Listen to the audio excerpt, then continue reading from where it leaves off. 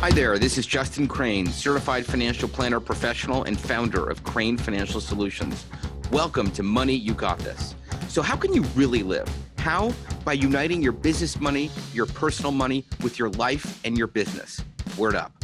Krane Financial is an SEC-registered investment advisor. However, such registration does not imply a certain level of skill or training, and no inference to the contrary should be made. A copy of our current written disclosure statement discussing our advisory services and fees is available upon request. Information contained herein is for informational and illustrative purposes only, and general in nature. It should not be considered specific financial planning or investment advice, or a recommendation to buy or sell any type of securities or other investment products. Hey everybody, welcome to Money You Got This. This show is brought to you by Krane Financial Solutions. I'm Justin Krane.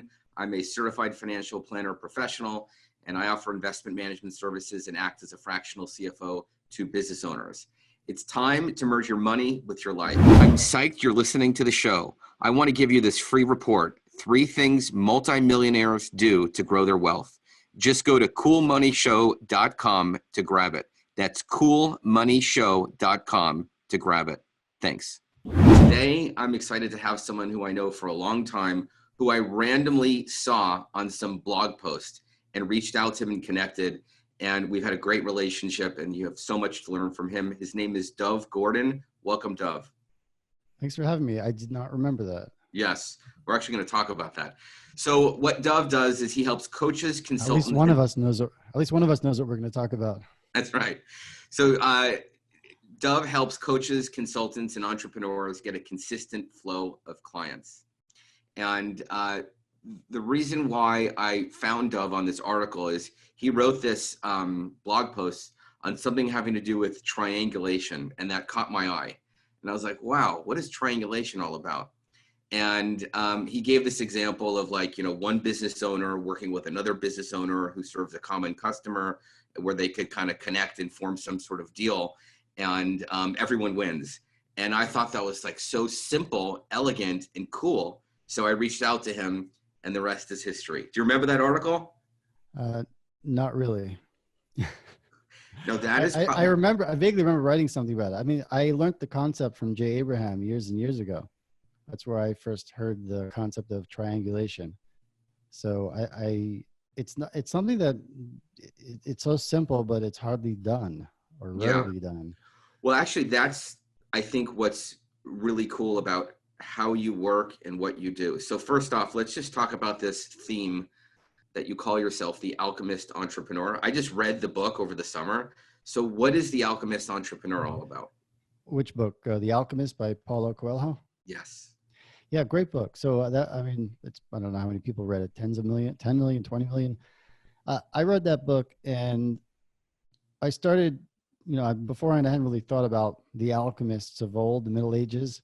I just imagined these grungy old men hunched over a campfire, greedy, trying to turn lead into gold, with some concoction, right?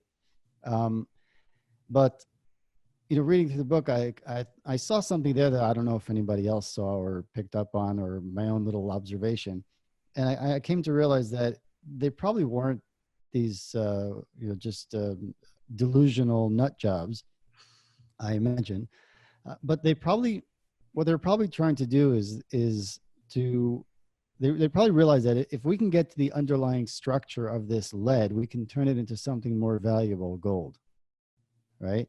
I imagine on some level that's what it was about. I mean, I don't pretend to be, I have offended at least a couple of people that I know of who've written me emails, offended because, I'm not a student of alchemy.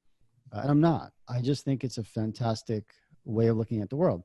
If you can get to the underlying structure of the lead, you can leverage it and turn it into something more valuable.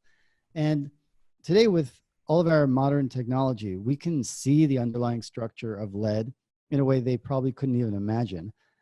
We still can't turn it into gold as far as I'm aware of, right? But as business owners, the lesson is very powerful, because we're in all sorts of situations. We find ourselves in whatever situation we find ourselves in. We're facing situations where we can leverage the situation. If we skid across the surface like most people, we're just skidding across the surface. But if we stop and go a little deeper, and we get to the underlying structure of the situation, and we can leverage it and turn it into something more valuable. And that's the difference to me between kind of shallow, just going through the motions, doing what everybody says you need to do, listening to all the experts, versus really achieving mastery of your craft, as well as the marketing and selling of your craft. It's not enough. It's not that easy, you know, as many people promise. And anybody who's been in business for, you know, more than maybe half a year knows that it's hard. You know, it's hard. It's not easy to just to really. You can be really good at what you do, and if you're not a natural marketer or salesperson, it's going to be a challenge.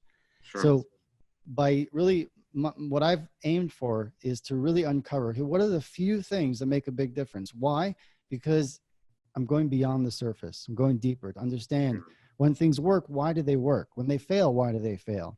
It's one thing to say everybody should be doing webinars, everybody should be doing podcasts, or you should be doing joint ventures, or you should be doing Facebook ads or LinkedIn.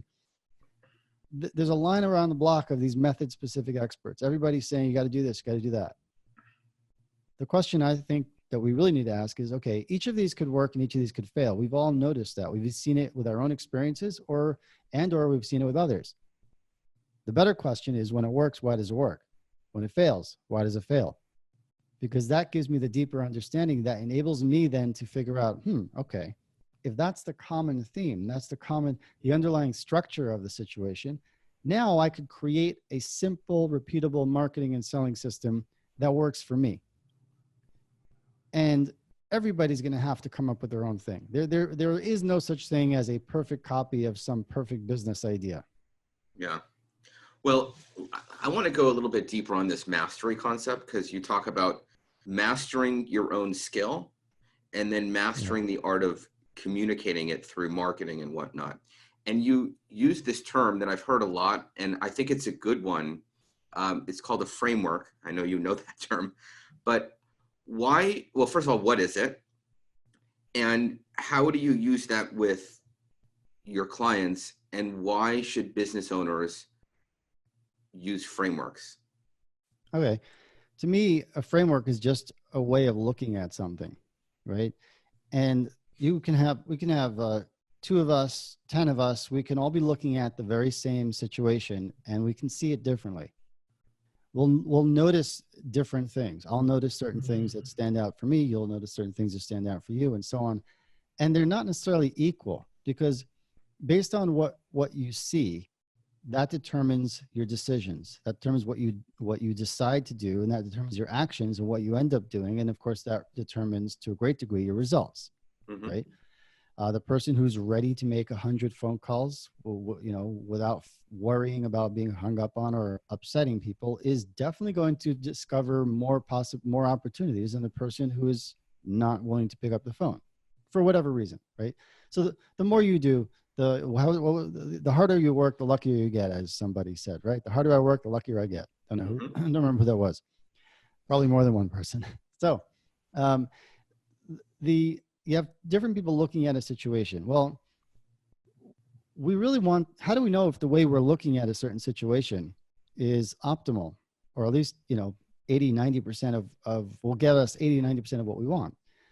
And, obviously, if you're looking at a situation and you're taking action based on how you're seeing it and it's not working repeatedly, you may want to step back and talk to certain people who are getting a better result and find out how they're looking at a comparable situation. And then you learn how to see it differently. So for example, right, a lot of people talk about the importance of building a marketing funnel, a sales funnel. Funnels are still, perhaps for, I'm not sure how much longer, but the term was popular 20, 30, 40 years ago, maybe 30, 40 years ago. And then it kind of came back with with the internet, maybe 10 years ago, it became hot again to build an online funnel, evergreen funnel, sales funnels, and they're important.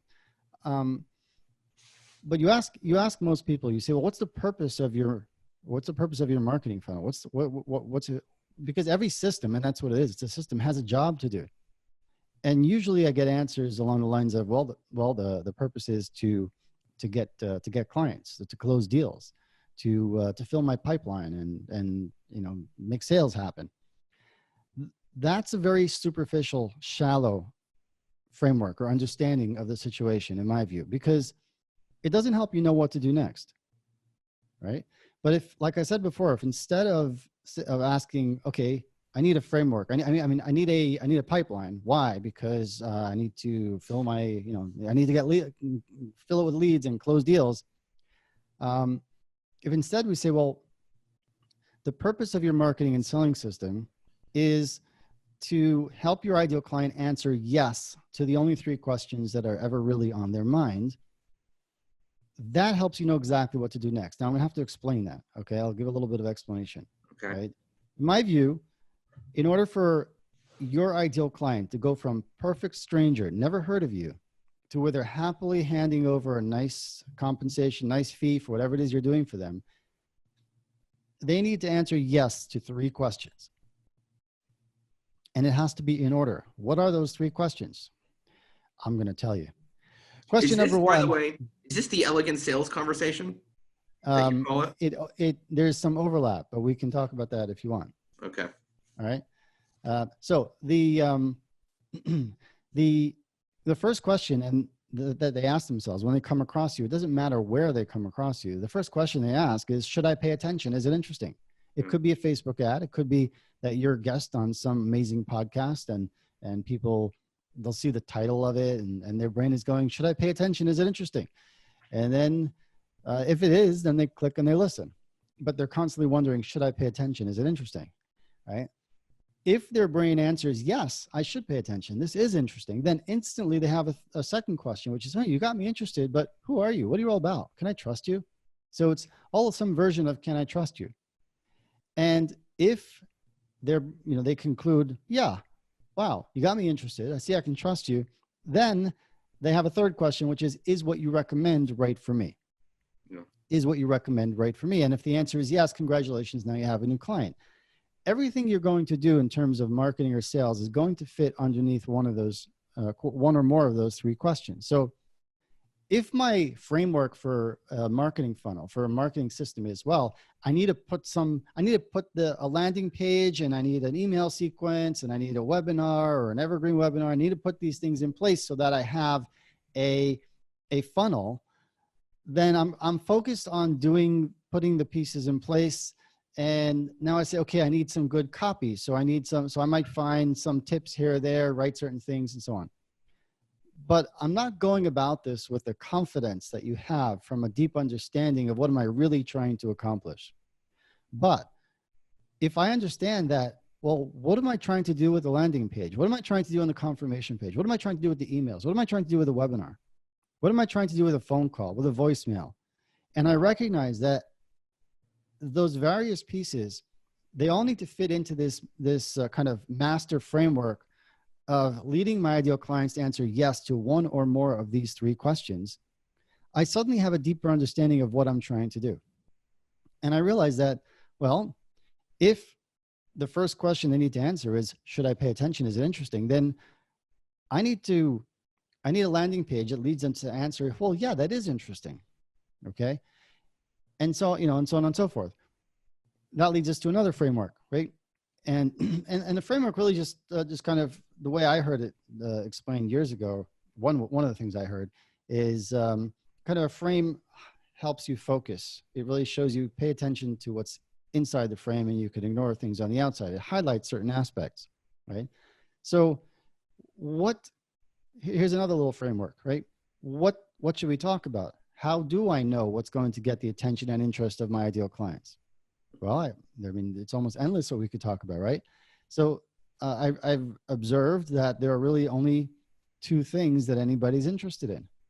And this is a big light bulb moment, has been for, I don't know, tens or hundreds of thousands of people that have heard me share this before. So if you're dozing off, whoever that is listening over there. This is where you need to pay attention. This is where you need to pay attention. Yeah, right. Because there are only 2 things that get the attention and the interest of your ideal client. And if you talk about one of them or both of them, they will find it impossible to ignore you. And it's this: talk about either a problem they have and don't want, or talk about a result they want and don't have, a change they want and don't have, an experience they want and don't have. If you're trying to sell some kind of expertise, some kind of professional service, some kind of product that has an educational component, they need to understand certain aspects of it in order to be able and willing to buy. Talk about a problem they have and don't want, and or a result they want and don't have. And if you talk about anything else, you're really not going to get their attention and interest. You're just going to, people are, you might get, you might get their attention, but not necessarily their interest. And what's the difference? Attention, if I tell you a funny joke, I'll get your attention, then you go back to what you were doing. If I send you a YouTube video with, a dog eating with a fork and a knife, you might watch it if you haven't seen that one yet, and then you go back to work, right? But interest is when you change your plans. So if you and I are at a conference and we're walking past the sponsor booths, the exhibitors, and we're just, suddenly we notice one of the signs. They all have signs. One of them jumps out at us. It got not just our attention, it got our interest, because then we say, hey, Justin, let's go have a look at that booth, right? We were planning, our plan was just to keep walking straight, but we saw that sign. Our brain asked the question, should I pay attention? Yeah. Is it interesting? Yes, it is. Now we make a right turn and we go over where we were not. We changed our plans. And once we go there, we're curious. We want to know further. We're still wondering, what's this all about? We want to know, who are these people? Can I trust them? Right? Because you got me my attention and my interest. How? Because there was something in your sign that talked about not just a problem not just something that was nice and interesting, or your methodology or approach, but you talked about a problem that I have and don't want, and or a result that I want and don't have. And that's harder to do than it sounds. I can give some examples if you want. Yeah, well, I think one of the things that you talk about in your own marketing is a lot of people hire these gurus, right? And they don't really get the results that they want, which is a problem that they have and a result that they don't want. And they have just that. And you give them a very, very simple framework around that. And it's like laser pointed and makes them feel like, oh my God, yes, that's happened to me. Right. So I think you're onto something. It's because I'm giving them a deeper understanding of things they've already experienced. Yeah. Not just, hey, do this, do that, do that. You know what else I think you're talking about that is so simple, but a lot of people don't do, is really think. Think True. Yeah. about each of these steps. Like, what am I trying to do here? Is this working? Is it not? Should I do something different? I think you're actually encouraging business owners to take a step back and think. But oftentimes, I know this happens to me, I don't know the right way to think. I'm not thinking the right way, or I'm paying attention to the wrong metric or the wrong framework or something like that. So I think what you're onto is great. Let's go with an example, because I know that you've written about this. Like, you talk about how you might be working with the wrong kind of clients and you're trying to put a square peg in a round hole. So how would you use that in this framework that you're talking about? Well, for one point, I mean, the right kind of clients think about their problems in a very specific way. So was it Robert Collier? I've heard this quoted, never read the guy's book, but he was, I think he wrote a book in the 50s or the 40s, and I don't know what it was called, but I just, heard so many people quote it. Apparently he said that good advertising enters the conversation going on in the mind of the ideal client. Yeah. You heard that one? Well, you got to meet the client where they already are with the conversation they're already having with themselves, something like that. Right. Yeah. So, and it enters a conversation going on in their mind. And that's where I got the insight of that to get their attention and interest, you need to be talking about a problem they have and don't want, and or a result they want and don't have, an experience they want and don't have, a change they want and don't have, just different ways of saying the same thing. Because I realized, well, what is going on in the mind of the ideal client? What am I thinking about? What are you thinking about? And I realized that we're always thinking about either a problem I have and don't want, and or a result that I want and don't have. True for all of us. Of course, it's not always the same thing, but let me give you an example, because you really need to come to understand this by way of example. Sure. So I had someone on a webinar a number of years ago. His website said, we sell dashboards and reports that help executives deliver better business results. Right? So we sell dashboards and reports that help executives deliver better business results. What's the problem that he solves? What's the result that he enables? I don't know. Yeah. Right? Because he's so focused on his method. He's focused on the tool that he built. Mm-hmm. Now, imagine his ideal client. His ideal client is Joe CEO of a $500 million a year business. Joe CEO woke up this morning, and what's on his mind is, why can't I get the data I need from this multi-million-dollar information system I just installed in my company, right? There's a certain data that we still are struggling to get to help us make some difficult pricing decisions, right? That's what he's wondering about. Now, I want you to imagine two scenarios, right? In scenario number one, you have a billboard right opposite Joe CEO's front door. Walks out the front door, and your billboard says, we sell dashboards and reports that help executives deliver better business results. Now, you have the answer for Joe CEO. You have the ability of helping him you've got the missing piece. He walks out his front door. He doesn't even notice the billboard, walks to his car, gets in the car, drives to the office. In scenario number two, you still have a billboard right opposite his front door. But in scenario number two, the dashboard says, we help you get the data you need from your multi-million-dollar information systems so you can make difficult pricing decisions. So after he picks his jaw up off the floor, because he suddenly, right, his brain is always asking, should I pay attention? Is it interesting? And whereas previously it was filtered out, this time something caught his attention. Why? Because it's on his mind. You're describing exactly the problem he has and doesn't want, the result he wants and doesn't have, more clearly perhaps than he could have done it himself. He's going to be on the phone with your company before his rear end hits the seat of his car. Now, can we always be that specific? We want to be as close to what's going on in the mind of the ideal client as possible. And that makes a point. Right? So the point being that you want to be specific. So I had a client who was a leadership consultant, a management consultant. A lot of the clients that we work with are people who left the corporate world. They got really good at what they did, and they figured, hey, I want to get away from the politics, the bureaucracy. I want to just do what I'm really good at, and I can do a great job, make more money on my own terms. There are a few, small number, who do really well because they're naturals at it. The majority find themselves months or even years later, they haven't yet replaced their corporate salary, and that's a big disappointment. So, I had a client like this, a leadership consultant. That's what she wanted to be doing. A year later, she found herself, she'd been doing websites for local small businesses, but nothing wrong with that if that's what she wanted to do, but that's not what she wanted to do. I said, make a list of the problems that you can help solve, the results that you can enable, and be specific. And I looked over her list and I saw something that I don't remember exactly how she wrote it, but I helped her polish it up into, I said, that's your opportunity. That's a problem you help solve, a result that you enable. And what it was is, I help companies solve the problems they have with that employee who's too valuable to fire. Okay. Now, what does that mean? I mean, if she's at some event and there's a competitor there, another leadership consultant, and they're introduced to their ideal client, Joe CEO, running $1 billion business, definitely there's always leadership issues. There's always somebody who needs some good leadership coaching and consulting, right?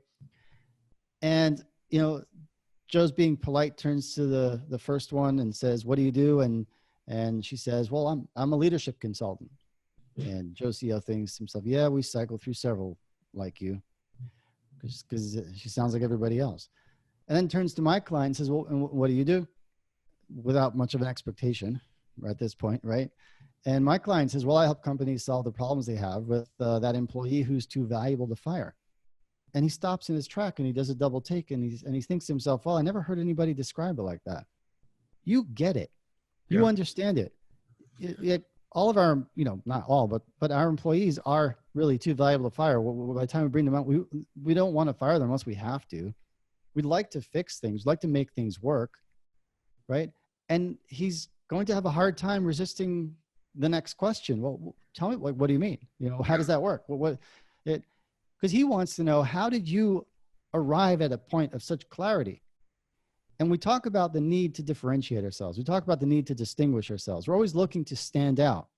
When you sound like everybody else, then naturally your ideal clients assume that you are going to deliver what everybody else delivers. And just like all those other people couldn't really help them, you probably can't help them either. That's what we think.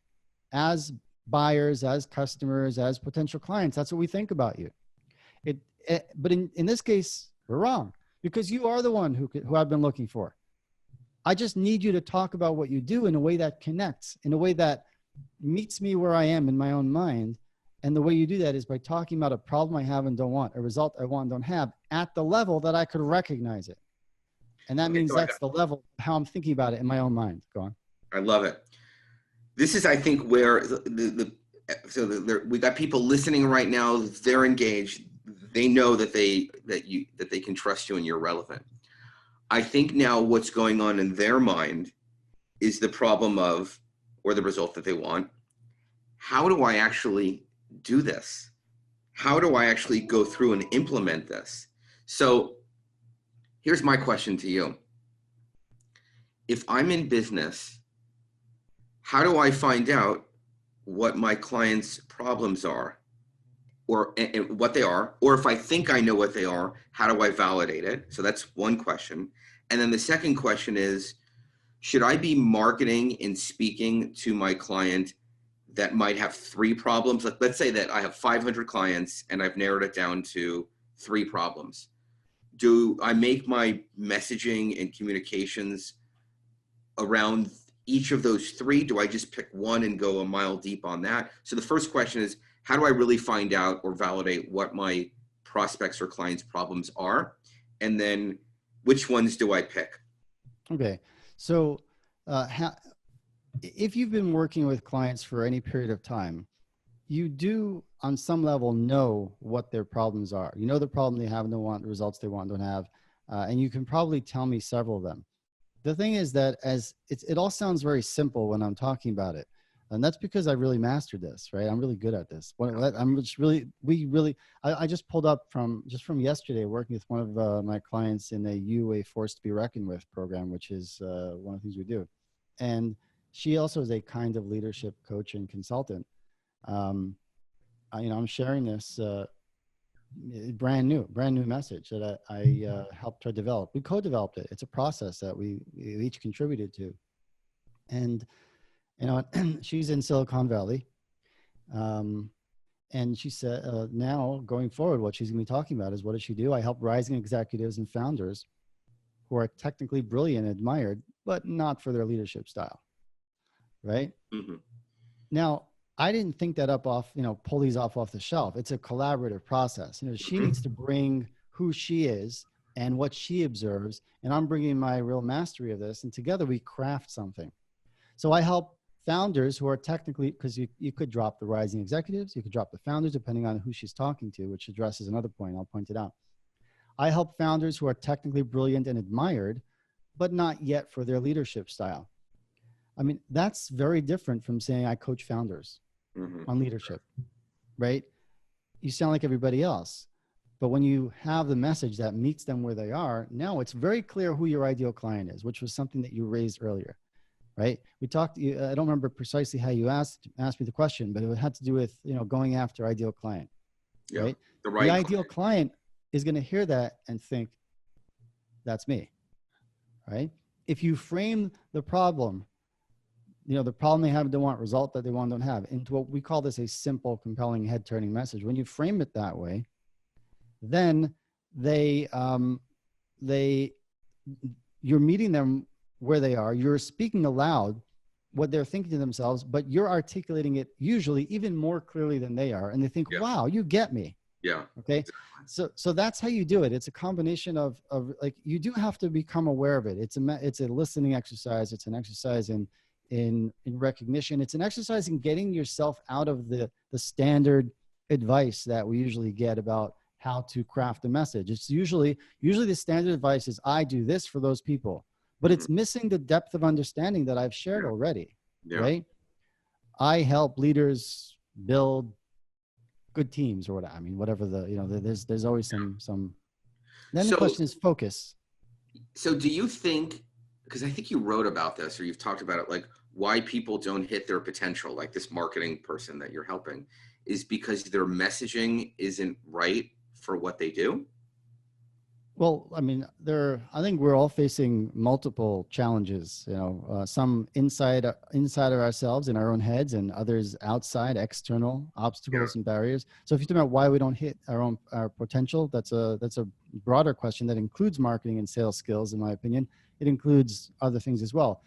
But again, but like most basic, yeah. And it comes to, if you sound like everybody else, they assume you are like all the others that they've already tried and been disappointed with. Mm-hmm. You don't stand out. Yeah. Now, So there are some exceptions when to you a work degree, through this, and that would be the very strong personalities, and they're differentiating themselves with their personality more so than what they say. Okay, go on.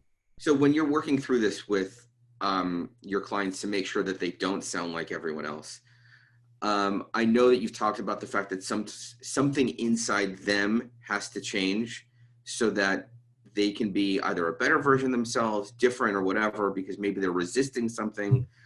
Can you talk a little bit about the inner game of business with respect to, this framework of Sure.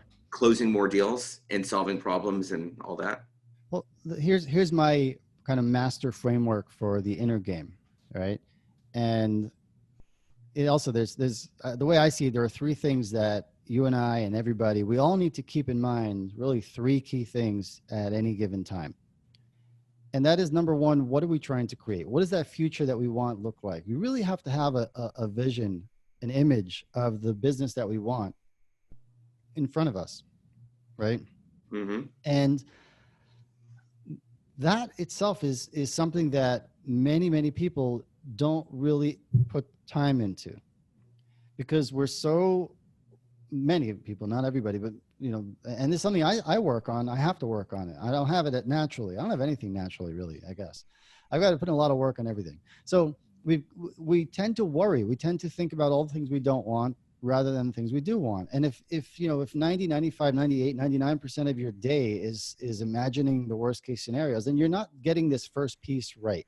The first piece is clarify, be clear. What am I trying to create as like a work of art?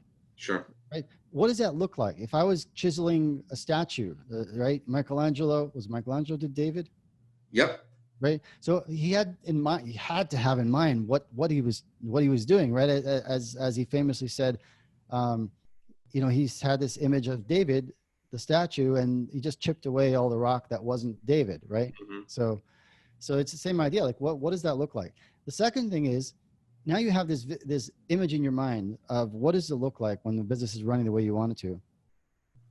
And then the question is, number two is, you got to keep in mind, how do I need to be as a person to naturally fit into that movie, that future image of what I want it to be? And just like if we had a movie, a film that took place in the year 2019, and it featured George Washington, who died 200 years ago, it wouldn't work. It can't work. There's something off. The story, it can't work. It's the same thing as if you're imagining your business at a higher level, further developed, further along, then you need to imagine yourself further developed, further along. There's a higher version. How do you need to be as a person? Who do you need to be as a person to naturally fit into that image, that movie of your business the way you want it to be? And you've got to get a clear picture of that. I think of that as the ultimate you, the ultimate version of yourself. Mm-hmm. How does that look? Yeah. And that has to be clear. And the third thing we need to keep in mind is, okay, if that's the business I want to create, and that's how I need to be as a person, what's my next small step? What is the next small step that I need to take to get closer to there? And here's the hard part. The hard part is you take that next small step the way the future version of you would take the step. Not the way the old you would take it, but the way the ultimate you would take it. That's great. And that means you are starting to be that way today, even though you're not ready, you don't yet have the confidence, you have all the reasons why you can't, why you shouldn't, you're not, and all the fears that you may have. That's taking a leap. It's taking a leap. It's being that higher version of yourself who then naturally causes the results that you want. And that's how I think about in terms of, so for some people, the challenge is, well, I can help with this and that and that. And I'm tying it together with the other question, which is, well, what if there are multiple problems I can help solve for different types of markets? And the answer is, just pick one. Just talk about one at a time. Because if you're talking too high, this is the art of it. The art of it is that, the higher you go, so to speak, the broader your problem, the more people and situations you're trying to cover, the harder it is for anybody to even hear you, because you start talking about, well, I help companies optimize performance. Okay. But how, who, what, that doesn't mean anything to anybody. On the other hand, if you go too low, right, you get so specific that I help, I help, CFOs in their 10th year to, whatever. I mean, it becomes so specific. It's obviously it's ridiculous as well. And you have such a very specific message, but there's nobody out there who meets it. Right. So that's, you need to find the right level in the middle where enough people will hear it and think, wow, you just described my situation better than I could have myself. Who are you? Right? You got me interested. Who are you? Can I trust you? So pick one, build on that, and then move from there.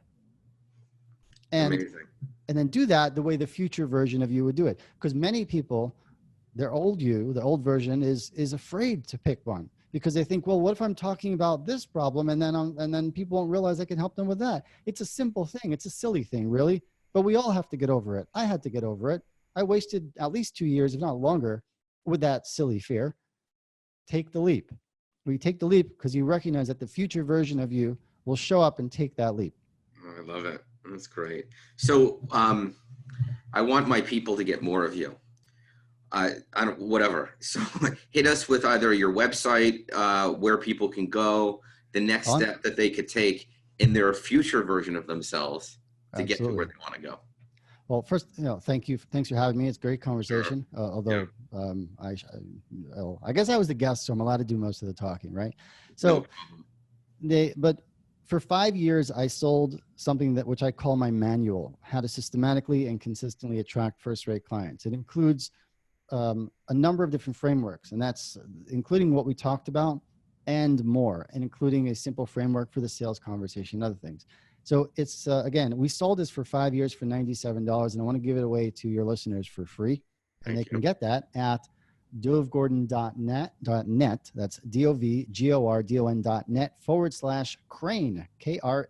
That's in your honor. I love it. So dovgordon.net/Krane.